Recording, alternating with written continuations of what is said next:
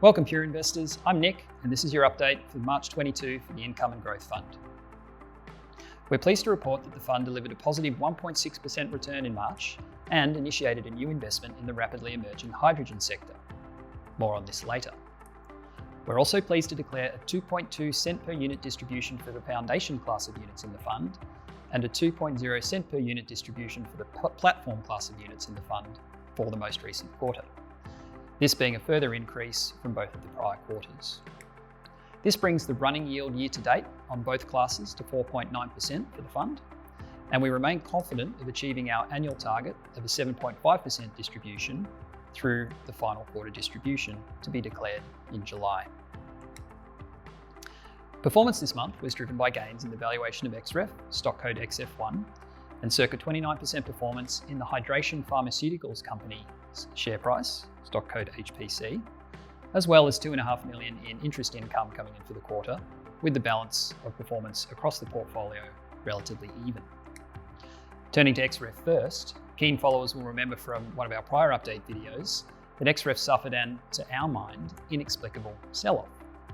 It was pleasing, therefore, to see buying come back into the stock in March, rallying from February's close of 55 cents to the March close of 67. We note that since then, however, the stock has pulled back again in April, with investors actually concerned about some co-founder selling that happened and a slowing in the growth rate of 3Q sales versus 2Q sales. We, however, still think that XREF is extremely cheap. The third quarter financial trading update implies that the company is now annualizing greater than $20 million revenue. Compare this to last year when the company reported a break-even result on $12.6 million revenue. Further, deal leads in the third quarter were up 98% on the same time last year, and this is a strong precursor for potential trade in the upcoming fourth quarter. Also, the company continues to grow its cash surplus, which is now at $11 million, up from $10 million the prior quarter. While it's true that 40% sales growth in the third quarter just reported was slower than second quarter's 71%, the third quarter is seasonally the softest for the company. Conversely, the upcoming fourth quarter is the strongest. We therefore view XREF as compelling value at current prices, with every possibility that the company will be exiting 4Q at a sales run rate of significantly greater than $20 million annually. Turning now to the Hydration Pharmaceuticals Company, stock code HPC. HPC was a pre-IPO investment of Pure's that, after generating a healthy return on IPO, has subsequently traded with uncertainty, largely due to a single fund realising gains, we understand. However, the company in April reported a very solid 122% growth in sales to $1.7 million, which the market seemed to pre-anticipate, with the stock firming 29% through March before the result was actually reported in April. Putting this aside, whilst a great trading update, we're actually more excited about the upcoming quarter for HPC. HPC launches its North American influencer marketing campaign with celebrity Shay Mitchell in May. Shay has over 30 million Instagram followers.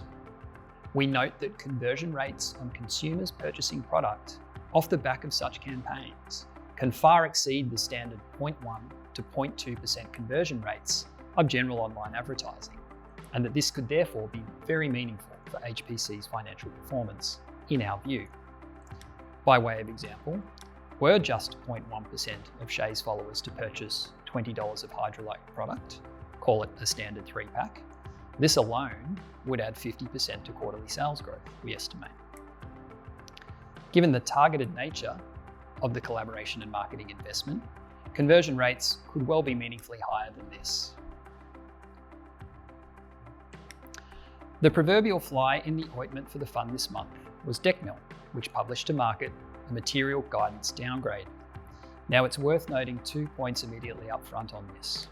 Firstly, while Decmil's share price suffered materially, this has no impact on the unit price performance in the fund, as we've actually been carrying the value of the warrants in Decmil at almost zero for several months. Therefore, the trading update is only disappointing to the extent of our view on the operational performance of the business. It hasn't actually impacted the fund's result. Secondly, we have remained over the wall on Decmil since our initial investment last year, so of course the trading update wasn't a surprise. Generally speaking, to provide a bit more colour, Decmil has actually performed quite well across 19 of its 24 construction contracts since our loan was implemented, with really only one key project in particular in Queensland where senior management haven't been able to gain access to the project as much as they would have liked due to the lockdown restrictions last year, causing the bulk of the company's woes.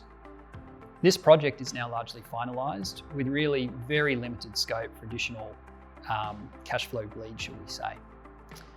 We remain over the wall on Decmil and so are therefore restricted in what we can say, but in terms of the security of our credit position in the company, which accounts for approximately 6% of our NAV, we would point investors to Decmil's additional commentary in its market release around the trading update and the fact that elements of the board have been buying stock on market since the trading update. We're pleased to report a new investment this month in Energous, an established hydrogen product and consulting company. Pure has cornerstoned $4 million of an $8 million 24-month convertible note, with that size of investment enabling us to actually set the terms on the note. Energous is well positioned to capitalise on the rapidly emerging hydrogen sector, having already commercialised projects both domestically and abroad. Further, despite the emergence of hydrogen as a sector in Australia, only now, Energous is already generating significant revenues, with the majority of F22's forecast $11 million now actually delivered and a follow-on pipeline of work of over $17 million in hand. From Telstra to Horizon Power, we're excited about the pedigree of customers that Energous is already engaged with and are looking forward to watching the company's operational progress accelerate over the coming quarters. You can find out more information on our investment in Energous in this month's newsletter. Thanks for watching, and we look forward to updating you again next month.